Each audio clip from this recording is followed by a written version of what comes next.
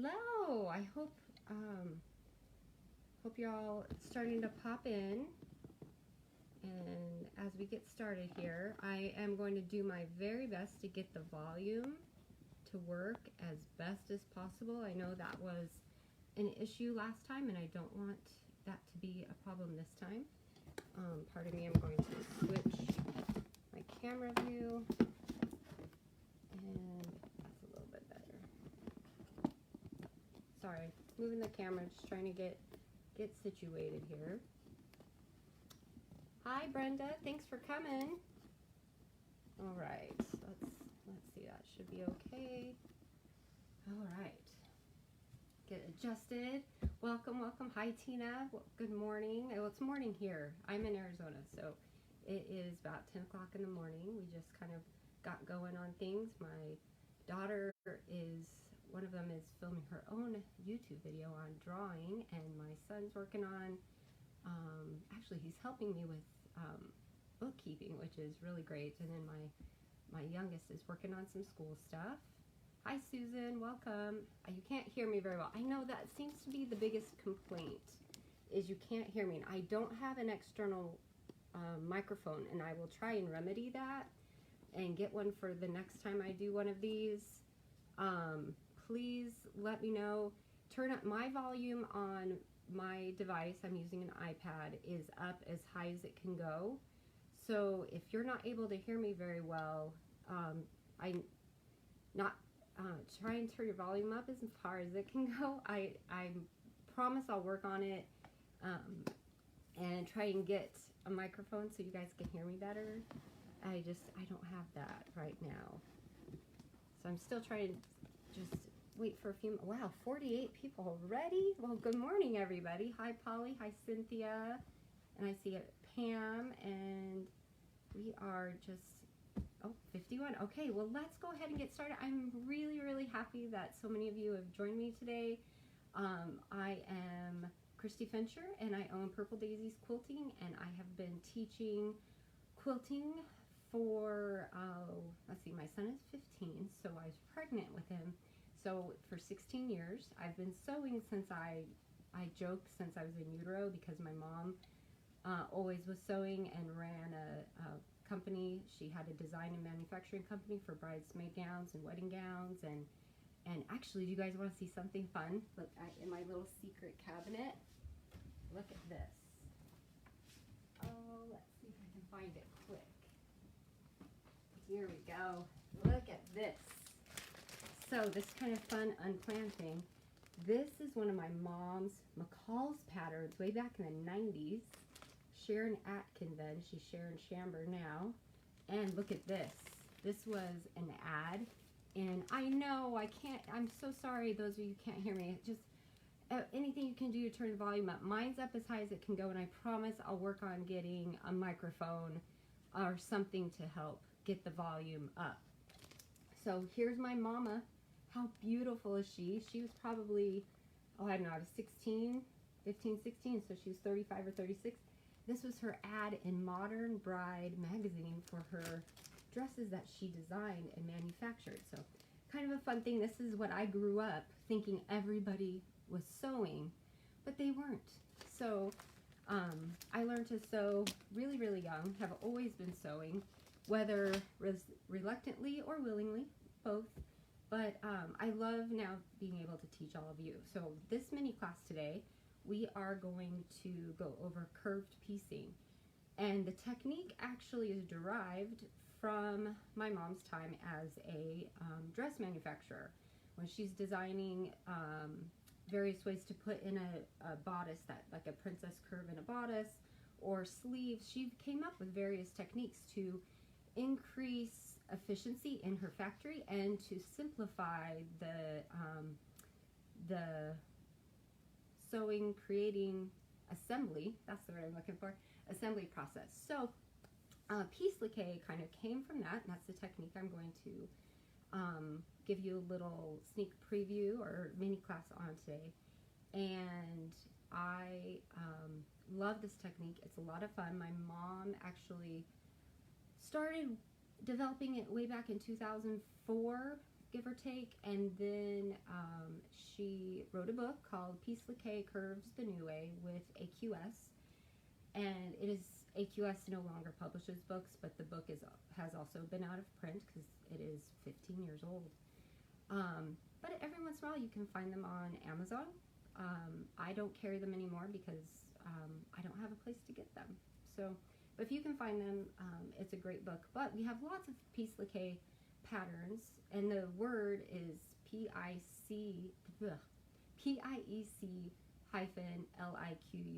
So it's piecing that looks like applique, piec-lique.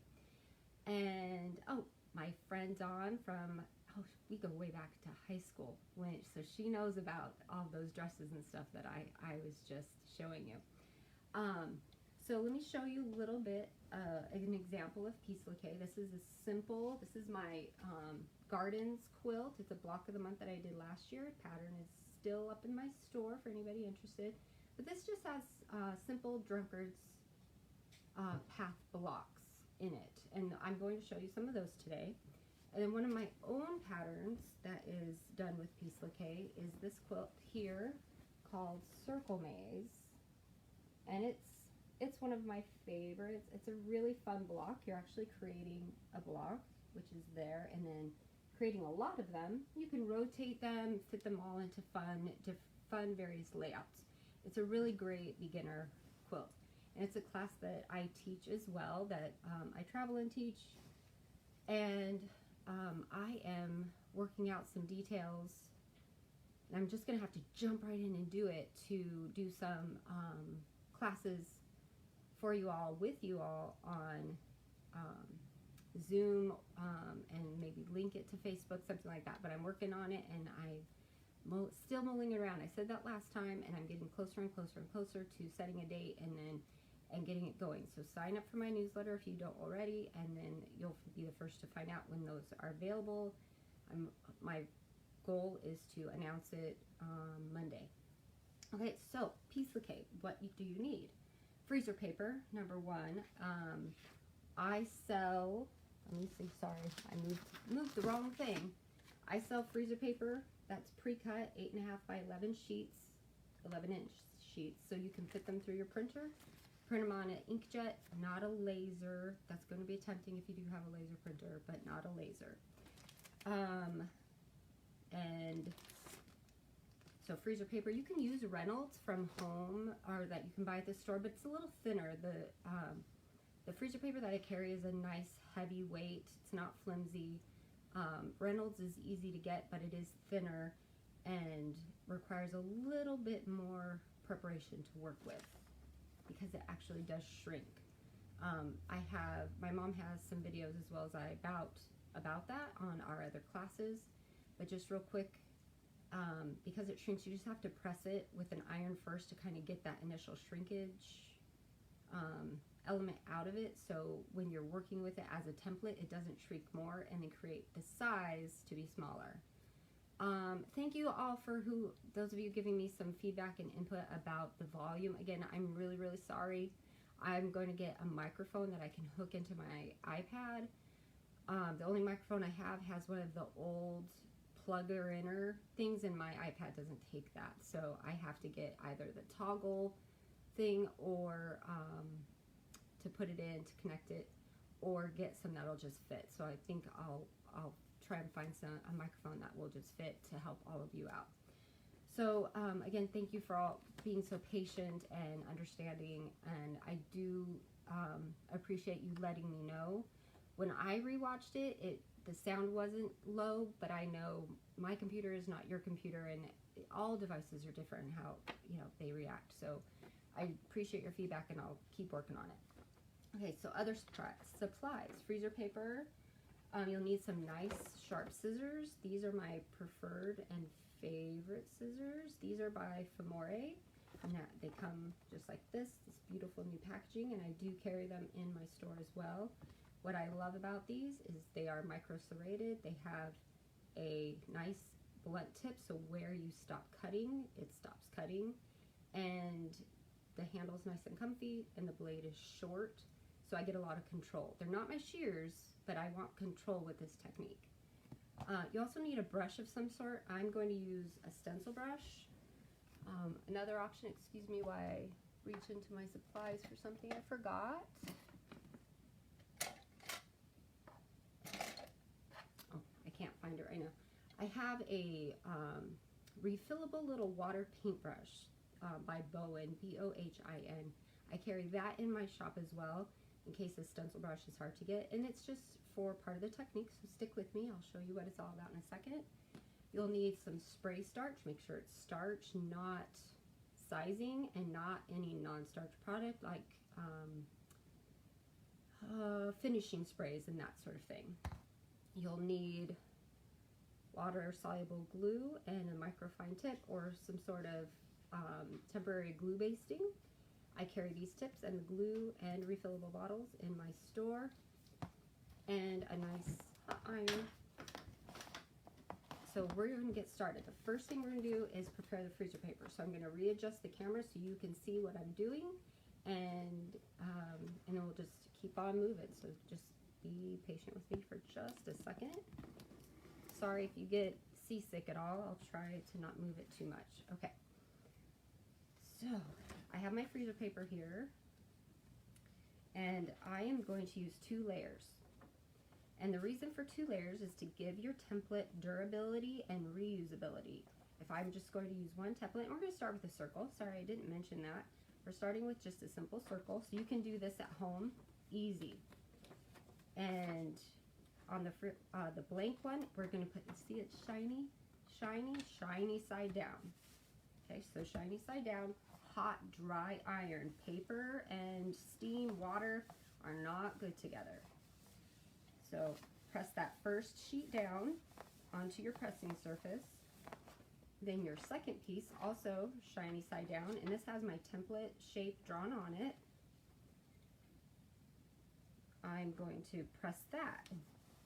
So the 2 pieces are pressed together. Now you probably are asking, Christy, why can't I just press both pieces together at the same time and not do the first one first? The reason for doing the first one first is to prevent bubbles between the layers of paper. Bubbles happen most often when you're trying to manage both papers at the same time. Pressing that first one first will virtually eliminate it. Look how nice and smooth that is. And Reynolds is thinner, so you do get more bubbles, but it's still usable.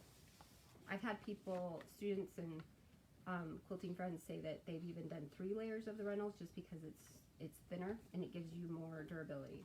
So now this template's ready. It's nice and thick, and we get 2 template units out of this. We have the center circle and we have the frame. I like to cut the center circle out and then use the frame as my main template. You can do it the opposite, but this is my preference. So I'm actually going to cut the center out, and I'm not even going to worry about keeping it. I'm going to cut nice and smooth on the line, as smooth as possible. And I'm cutting away from my eyeballs, and I'm wearing glasses, so I'm trying to stay on that line as best I can, but I want you all to be able to see. So I'm just smoothly cutting on that line. If you cut it and it has any peaks or valleys or wedges, it will show up because we're using that outside frame to work with our fabric. We're going to be turning against it, similar to applique. So we want it to be as smooth as possible. Okay. I was cutting there. Oh, that's so much better. I should have done this direction the whole time. This is much better. So I'll just do some fine tuning here. All right. Just get those little bits cut out that I was going. Oh, so much better. Okay, so my frame is ready, and now I get my fabric. And well, first let's talk about starch.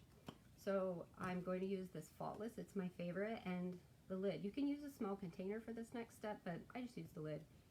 And we are going to need the spray starch in its liquid form, so I'm going to just spray it right into the lid. There we go. And it's going to foam up, and that's fine. It'll settle down and be liquidy. And I've got my fabric here, and I've chosen these two really pretty colors. This is Ombre Bloom, excuse me. I used it in my video last week, and everybody that I got comments on about it really liked it, so I thought I'm going to use it again. And I just received my inventory, and I love these two colors together. This is Coral right here and Iris, and I think they just look really, really pretty together, so we're going to use those. And this is just, let me point me up for a second. This is just a demo. I'm not actually going to use this for any sort of a block, so if I were, I would be cutting this out in more of a specific shape, but this is a demo to show how to make a circle. So I just wanted to let you know we're going to start there, and then just stick with me and I'll show you what you can do with that circle once it's done. Okay, I have a couple of questions. Hi Molly, and then Cheryl asks, what setting is my iron? Hot, hot, hot, hot as it could go. So you can see here I have it set all the way to hot. My dial is turned as much as my dial can turn. And now if you have an iron that's industrial and big, like like a big Black & Decker or something like that, test your settings first. This is just a steam fast travel iron. It gets very hot, but those bigger industrial irons, you definitely don't want to burn your paper. Most likely it won't, but just keep in mind your settings. Test it out is what I'm saying. Okay, I'm going to readjust. Hi Lola. All right, I'm going to readjust again. Here we go. Okay. So I'm going to start with my frame, and I'm going to work from the wrong side. Here's the pretty bright right side.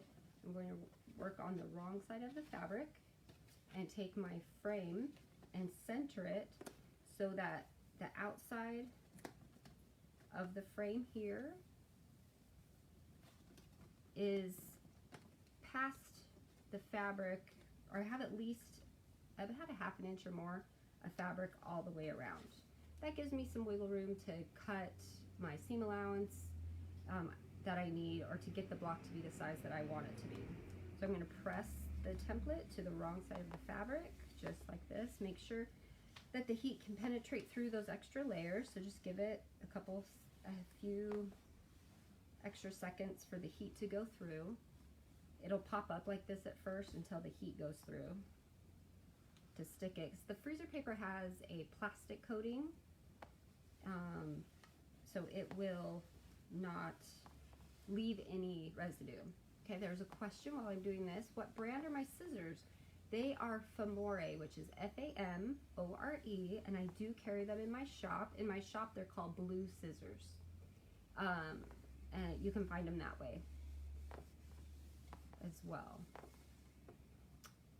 And this is ready. See, now that the template's stuck, it's not going to go anywhere. And then I'm going to take those scissors I was talking about, and I'm going to cut this out. But what we want to do, I mentioned before that it's similar to applique, but one way that it's very, very different is when I cut this out in preparation for turning the edges over the edge of the template, I want to have a finger width, or about a ½ inch of fabric to work with all the way around. So I'll just kind of dig in.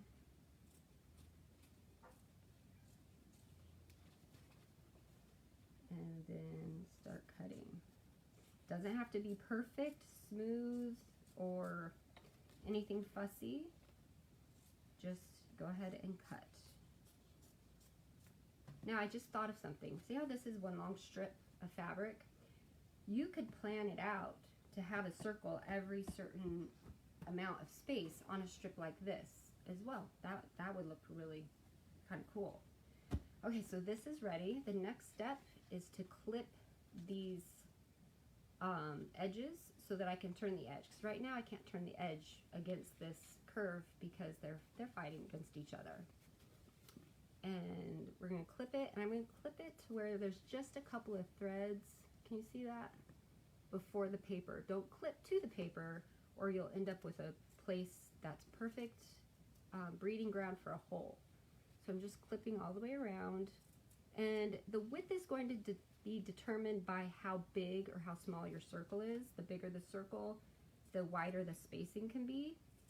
And these are about a 1/2 inch, 5/8, not quite 3/4. About 1/2 inch is good for this.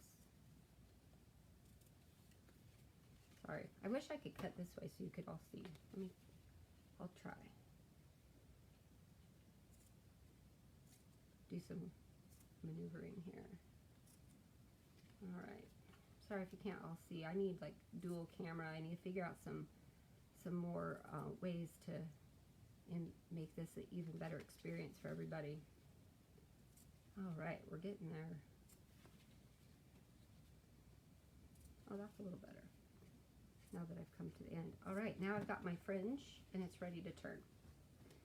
Okay, get my stencil brush that I was talking about before, and see how my starch has now gotten all liquidy. It's like magic, it just settles on down. I'm gonna dip my brush in there. You can use a regular paintbrush, but a paintbrush doesn't hold as much liquid in it as the stencil brush does because it's just more dense. So with the paintbrush, you're gonna have to dip more often. Just keep that in mind.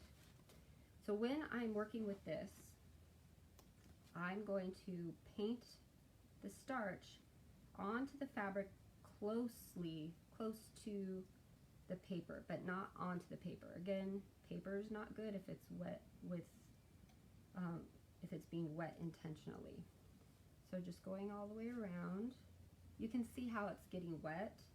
Now, we want it to be wet up to the paper if possible, but the starch will wick. It'll get close enough and it'll be fine.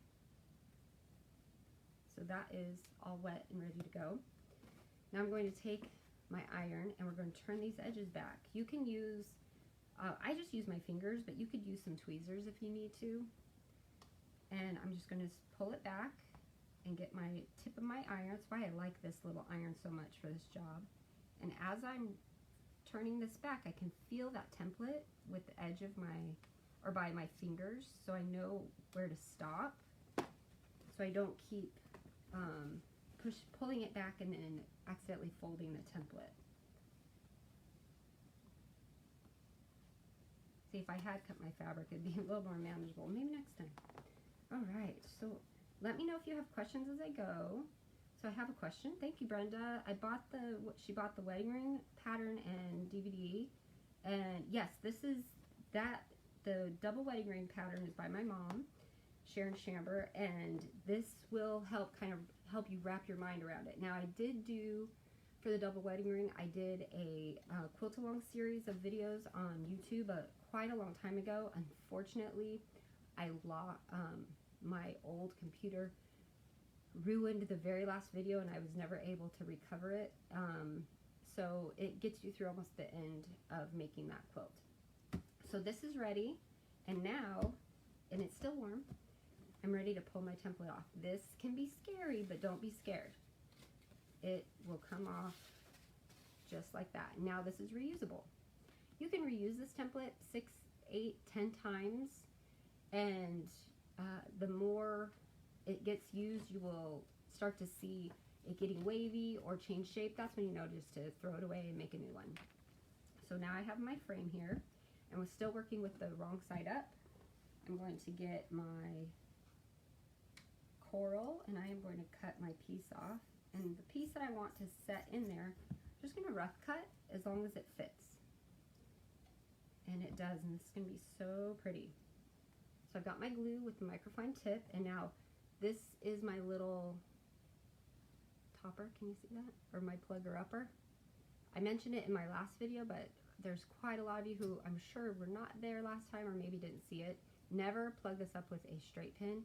It will rust the pin because it's water-based glue, and your glue will turn brown.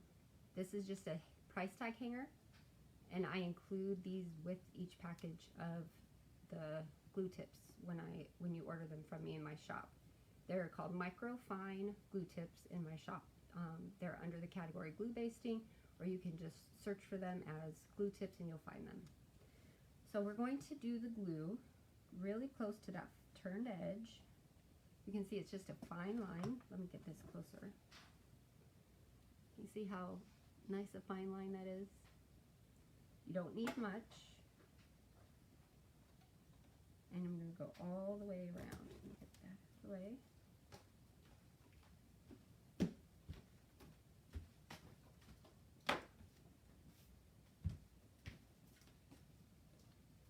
All the way around.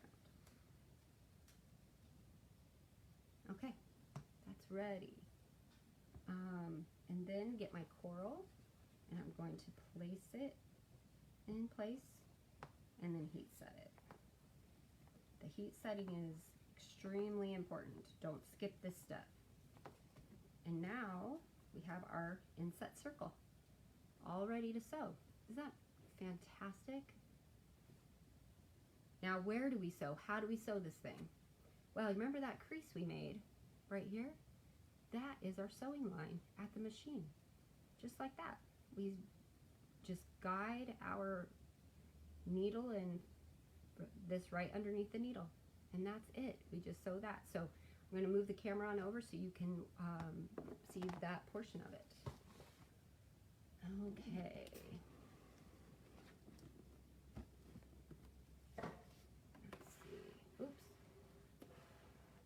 Try and get this so you guys can see this part as best as possible.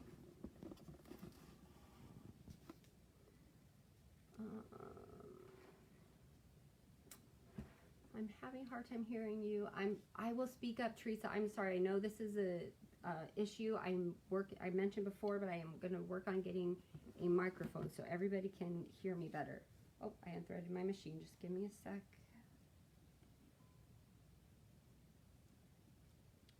While I fix it.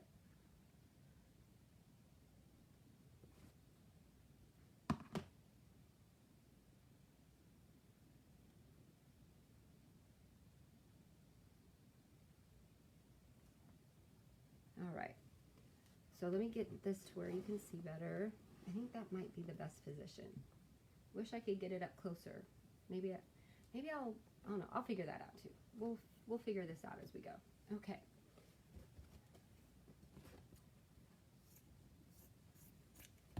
All right, so we are going to sew right on that crease right here. So the question is from Teresa, what do I like about the Juki the most? Everything. I love this machine so much. It's wonderful. It does only go straight, so sorry, we are very overexposed. Let me see if I can fix that for you. Is that a little better? I'm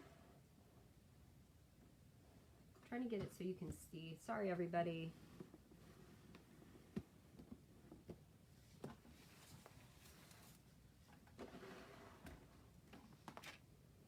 All right, we'll try again. I just don't want it, on my end, I look very, very overexposed, and it was not very good. Okay, I will definitely work on speaking louder. So everything else I like about the Juki, the bar here, it stays put because it's only meant to go straight, so it's very consistent in the stitch quality, and it's a workhorse. It gets better the more I use it. It's a wonderful machine. So let's see. There was another question I want to go back to really quick. Pam asked, what about using glue sticks? I do not use glue sticks for this technique because they pull on the fibers of the thread and they fray it, and I don't like that at all. I do use it for applique though. Okay, so we're going to go ahead and start sewing. And I am so sorry. I do not like how this is so overexposed. I'm just maneuvering all over the place. I apologize. Stick with me. Okay, that's a little bit better. You know what? Let's try something different. Okay. Hold on. That's better. Ooh, that's way better.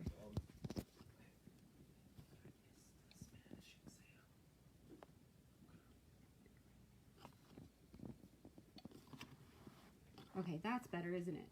Is that better, everybody? Thumbs up if that's a bit better. I know it's still really like a little overexposed, but the light on the machine I can't change. Can I? No, my old one I could turn the switch off. I can't turn the switch off on this one for the light. Okay, so thanks for sticking with me on that. So what I'm doing here is right on the crease. Trying to get it to where you could see better. That's a little bit better.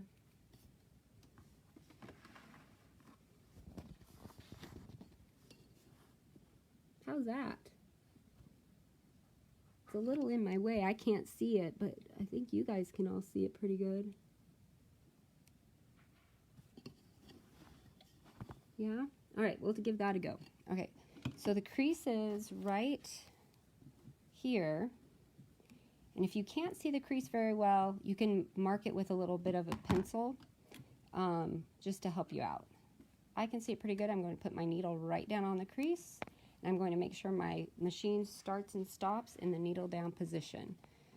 So I'll just keep going. Start out. You do not need a back stitch. And as I go, I'm going to move this part out of the way.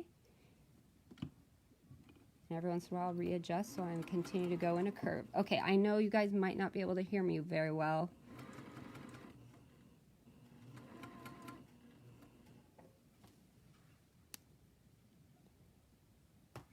All right, thank you for sticking with me while I figure this whole thing out, everybody.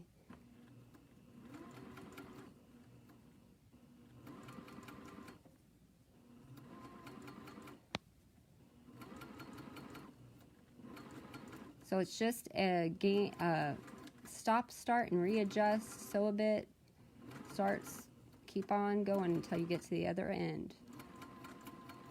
And stay right in that crease.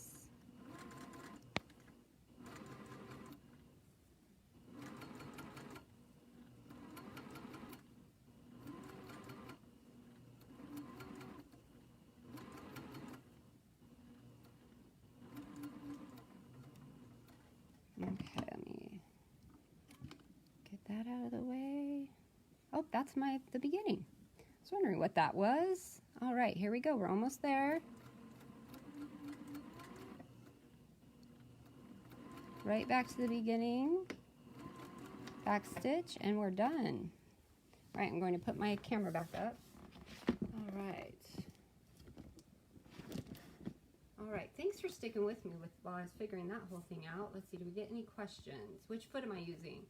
Andy asks, I'm using a foot that comes with the machine. It isn't exactly a 1/4 inch foot.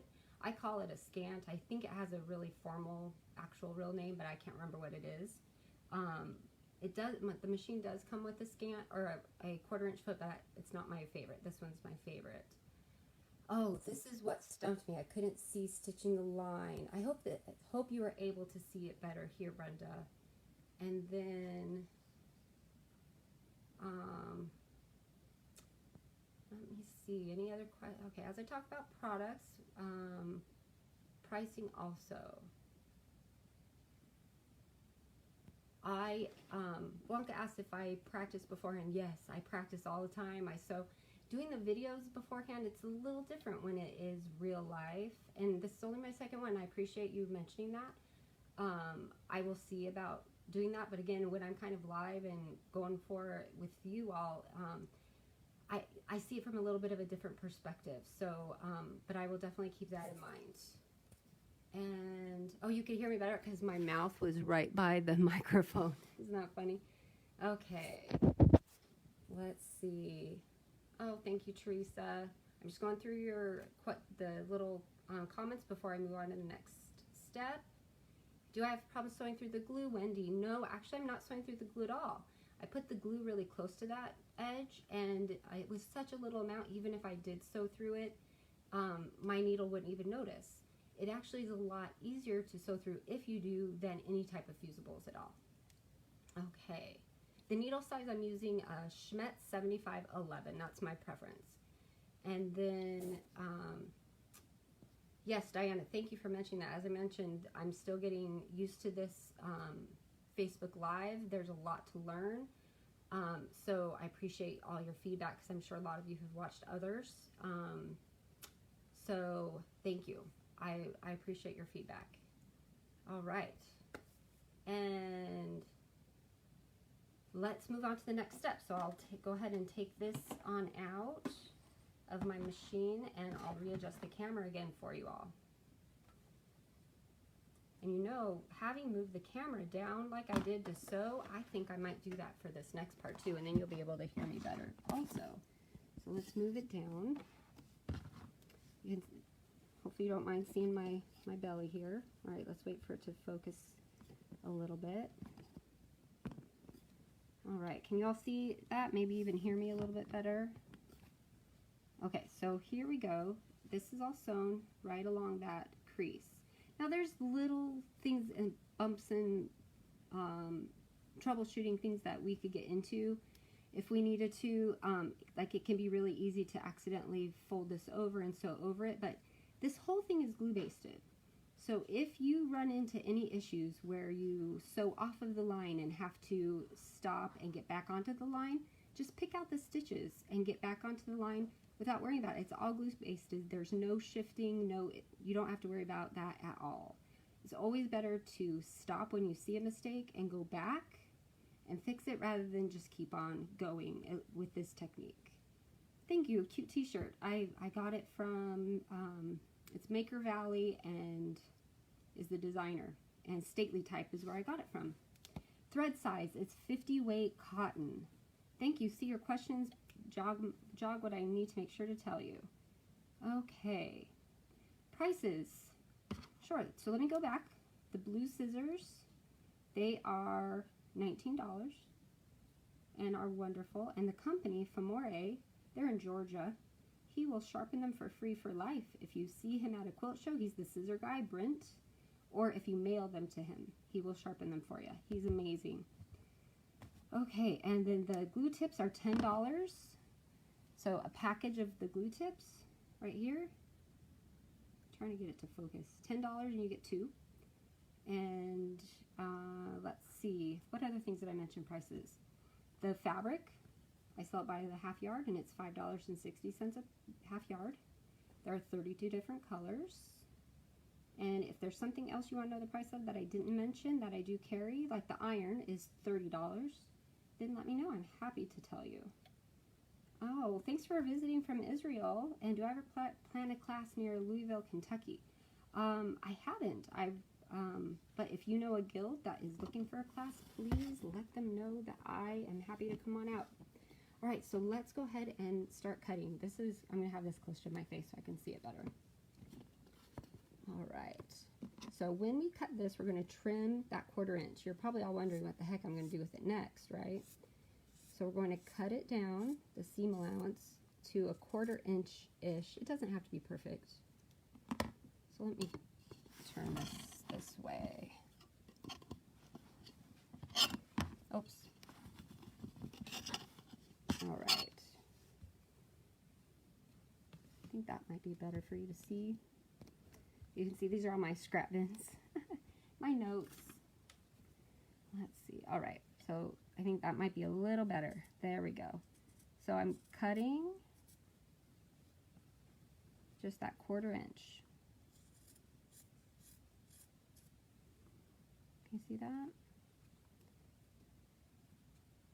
And we're just gonna do that all the way around. Usually I try to cut like above a trash can or something for all the little bits that fall off. All right.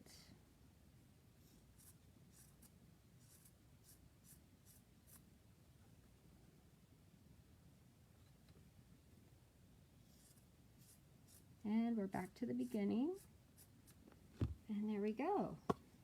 Thank you for sticking with me. I hope I don't give you motion sickness. So now we have this all sewn and it is ready to press. So we want to press this before doing anything else with it because it's all wobbly and ski-wampus. So we want to make it nice and flat. So let me get my pressing area set up again and get my iron and the camera so you can see that really well. So here's all my bits. my trash can's right there, so I can just go and toss it.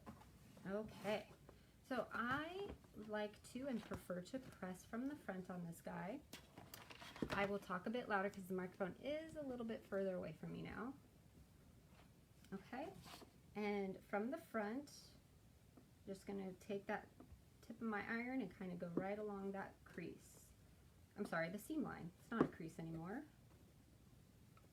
Can you see that? Here, that's better. Sorry. When I look down, I can't see what you see because I'm not looking at the screen. Okay.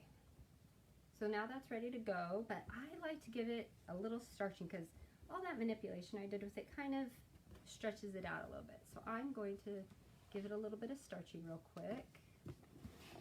There we go. Just a light spray. Let it settle in there before I touch it with my iron so all of the starch doesn't get evaporated. And yes, Judy asked, will I be able to see the video again? Absolutely. I will save it to my page. I'll also save it to YouTube. I learned how to do that thing.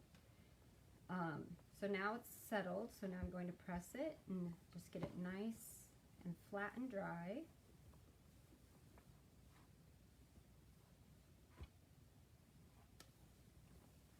All right, now this little guy is ready to become some fantastic part of a quilt. Now, if you have a quilt that you're working on that has circles in it, you may want to applique them. You certainly can. You can try this technique as well and just make your background a bit bigger than it calls for, and then make your template out of freezer paper, and then make your circles, and then you can trim up your blocks to be the size that the pattern asks for. I'm going to show you that next. So here for trimming, let me grab my ruler. So for trimming, what I like to do is fold it in half and matching the seam lines so that I have a registration point along each horizontal and vertical. So now I'm going to match the creases of that line I just made so I get it equal. And then you can kind of see them here. But if you can't see them, you can mark them with a little pencil. So if I wanted to, I could just go like that. It's here, here, and this will go away. This is just a chalk pencil. Again, I carry these as well in my store. I can't remember the price off the top of my head. I think it's $18, $19. And then I can center my ruler so that I can make sure that when I trim this block up, the circle is in the center. So I can put it maybe like a ½ inch, give it a ½ inch all the way around, or even 3/4 of an inch all the way around. So 3/4, 3/4. Make sure it's even. So what I'm looking at right now when I want to center it is a line. It doesn't matter which one it is, but a line that goes evenly all the way through the centers, just so that it's across evenly. And then I'm going to, you could also do a pinpoint, like a dot in the center of the block to help you with marking it. I already said I missed it. What stitch length? Stitch length, I actually didn't mention it. Thank you for bringing that up. I'm using a 2. I like the smaller stitch length on a curve. It goes around it really smoothly. So now I can trim this up, and I want to get about 3/4 of an inch all the way around. I didn't come up with a specific block size, but I could have. I could have said I wanted it to be 5 inches. You can, this is more of just for fun for right now. And just making sure it's straight all the way around. And then if I wanted to trim it more, I could. But the point right now is to show it just trimmed up and looking really nice. And that could go into any quilt block or quilt design with a circle. Okay, so we have been on for quite some time now. How are you all doing? Yeah, you all want to see anything else? I was going to show a Drunkard's path, but I don't want to keep you longer than you were expecting to stay around. But if you want to see a Drunkard's path block, go ahead, give me some thumbs up or some hearts or something fun to let me know. But now that you're familiar with the technique, I can show you that much more quickly. So, sound good?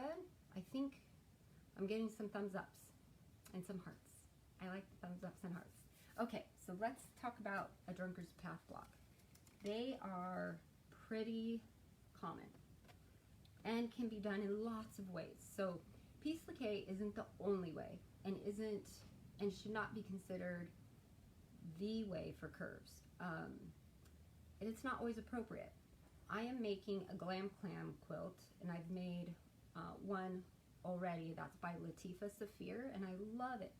It's if you haven't seen, sorry, my hair is getting, sorry, I'm like getting older in my time. My hair likes to creep out by from my glasses like my grandma's. So going back to that, it's a traditional clamshell pattern, but it's pieced and not applique. That specific pattern should not and really cannot be done with piece-lique. The way that Latifa makes it and recommends, and her technique is perfect for that quilt. There are other curves where maybe applique would be better, or maybe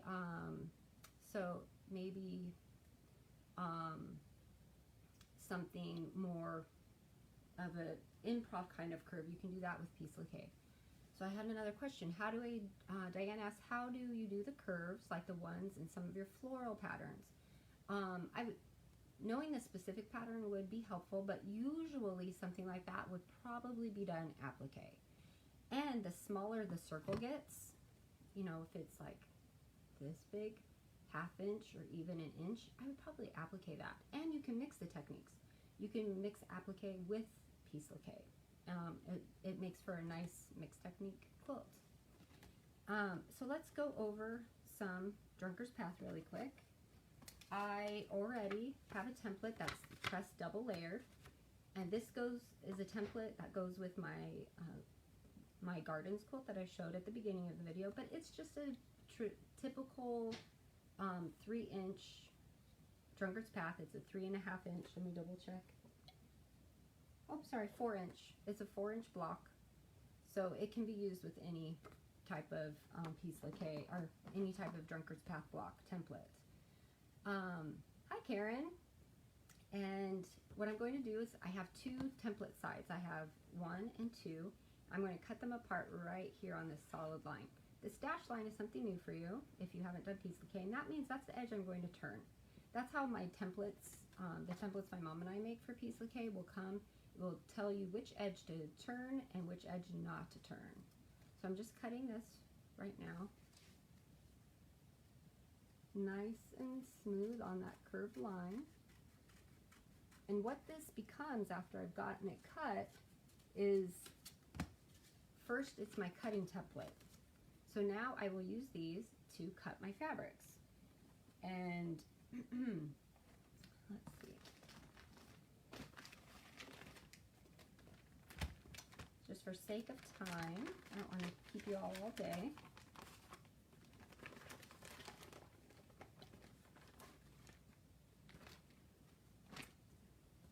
So what I do is, with this template, you want to cut your fabric at least a ½ inch bigger away from each seam line. So this will be a seam line, so you want to add about a ½ inch. This here is a seam line, so this edge here is kind of the edge for cutting out your piece, because you want to have wiggle room. You want to have enough space to work with. It's going to be a tool as you sew. And then you'll trim it up and it'll look perfect after it's sewn. So it's better to have a little wiggle room that you can trim off than try and maintain that accurate specific size the entire time that you are working. That's really difficult to do. So give yourself that wiggle room. And then on this piece, you'll cut, well, here's the seam line, and then you'll add, which is already added for you on my template. On your own template, if you make your own, you just add it. You can eyeball cut it. You don't have to do anything fancy on a computer. You could just, you could eyeball it or just cut it bigger on your template piece when you are cutting them out. And then this is a seam line that matches here. And then this piece has already been cut out, and you can see that I cut it so it's bigger all the way around, and the same for the other piece, and it is bigger as well. Okay, and then we'll press these and do the same steps as before, so I'm just going to move the camera on down. Okay, so press the templates and fabric together, and this fabric is solid. This is by Art Gallery, and I do carry this as well. This is Mirage Blue, and this is Snow, and they're just solids, not ombres. But so what would be the right side down or wrong side up? Press your template in place, and this one does not have a edge to turn, so you don't have to press this one. That'll make more sense in a second if that wasn't very clear. So now we'll just clip this really fast. I can see through it, so I'll clip it from the back side so you can see it a little bit better.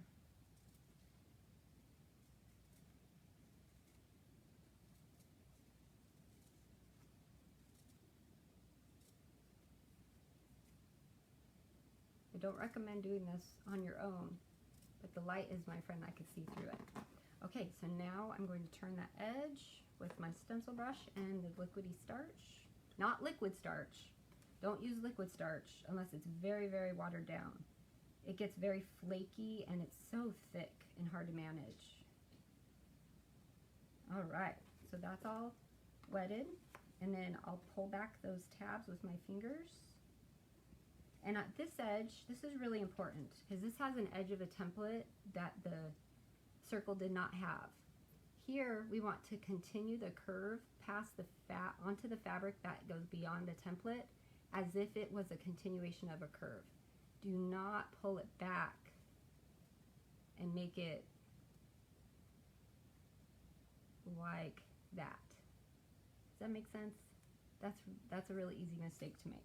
Just make it like a continuation of the curve, and then we'll press that back.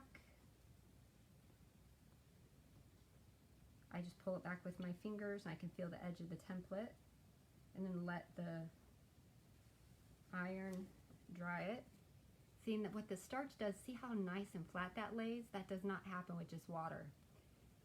It's wonderful to use the starch for that. And then peel off your template.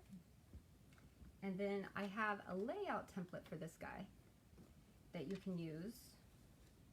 And I would just, let me grab a pin or two. Onto your pressing board. I give you these, but you can make them. They're not, you know, you can buy a template of a block. You can probably get lots of them for free online too, different sizes of Drunkard's Path templates. And I am placing this in its place on the template, grabbing a couple more pins. And I want the edges, the curved edge, to align with the curved edge on the template, and just go past the edges of the template, just so I know I've got enough fabric on all sides. And then get your glue.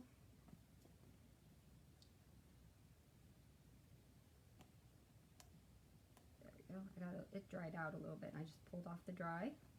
All right, and then put your glue really close to that edge, and then get your other piece wrong side up and place it in here so that it's centered and goes beyond the edge of the template as well. Excuse me, heat set, and it's ready to sew.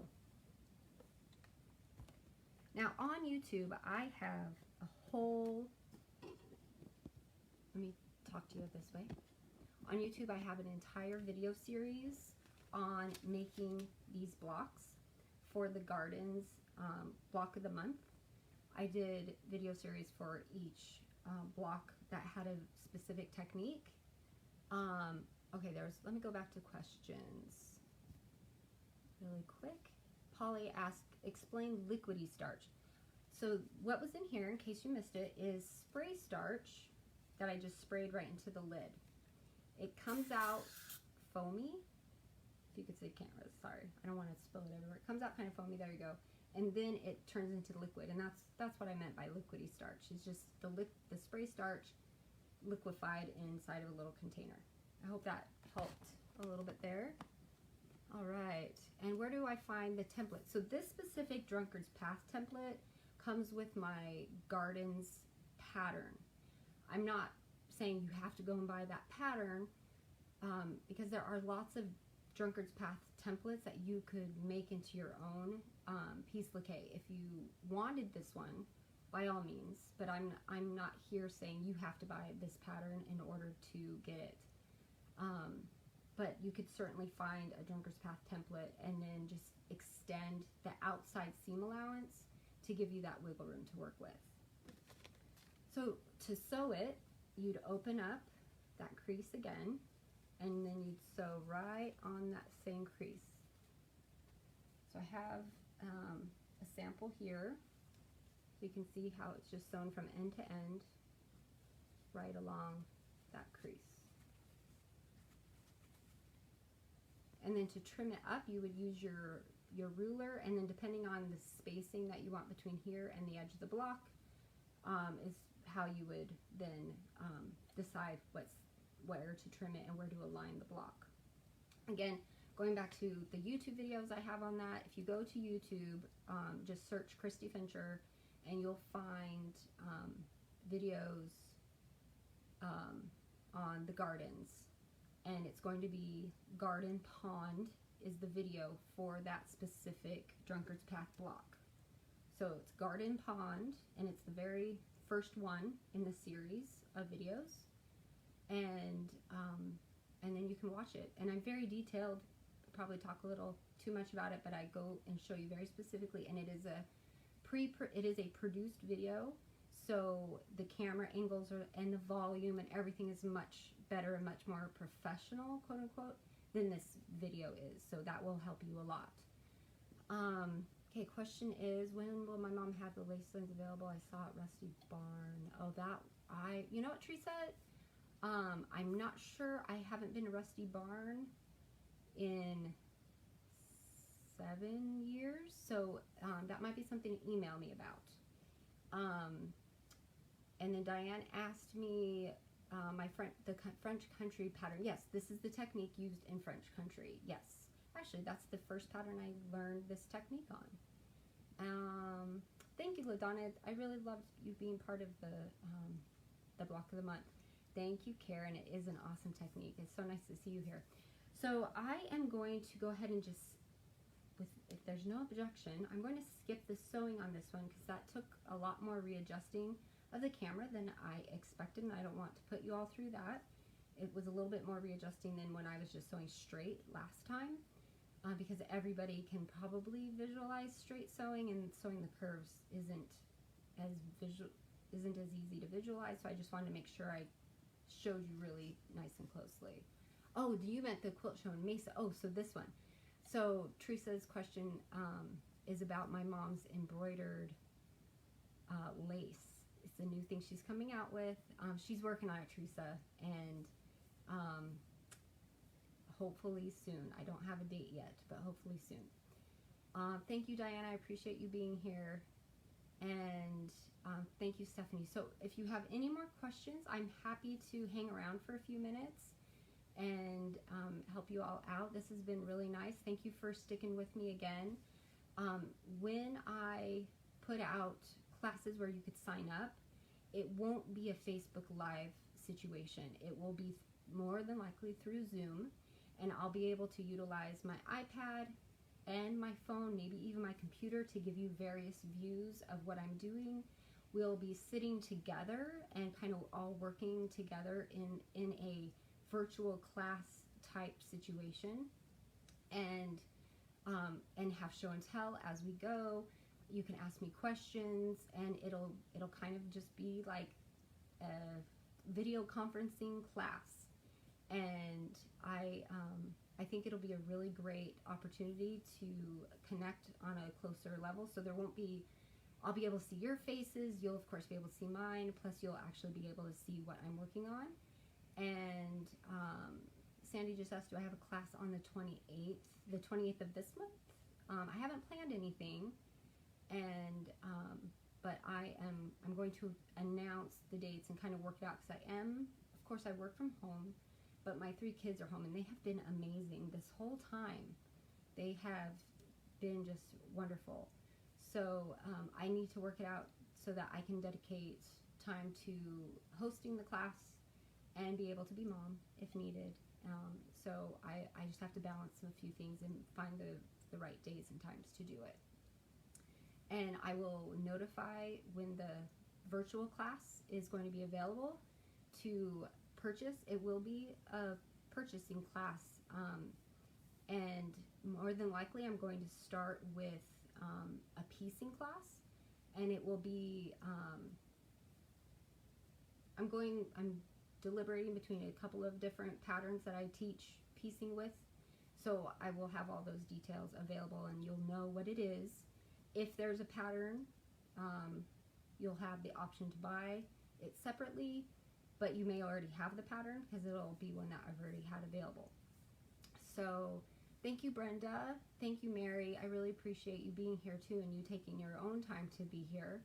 And Brenda, you have the tips and freezer paper. Yeah, drag out that wedding ring. Start one little step at a time, and I have that video series on YouTube, and I think it will help a lot. So let me know if you have questions. Thank you, Teresa. I appreciate you being here. Thank you, everybody, for taking your own time out of your day to hang out with me. Thank you for being so patient and understanding and giving really valuable feedback through the the sound issue and me having to move the camera around to give you the best perspective. And I am also going to continue my learning about this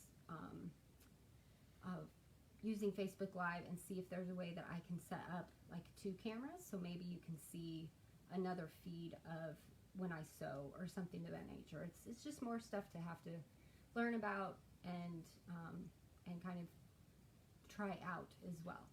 So thanks again, everybody. I appreciate you being here, and the video will be available on my Facebook page, so you can watch it anytime. And again, let me know if you have questions. Oh, the freezer paper, that's the other thing I forgot to mention. It is available on my website. You get 50 pages for $8, I believe, and it's already pre-cut. So, and I'm offering free shipping right now for orders $40 and over for US shipments. So thanks again, and I will see you again soon. I'm going to do another mini class. I want to figure out the sound thing and those other little details before I do another one, because I really want to make it a better experience for everybody. And again, thank you. I will see you all soon. Bye-bye.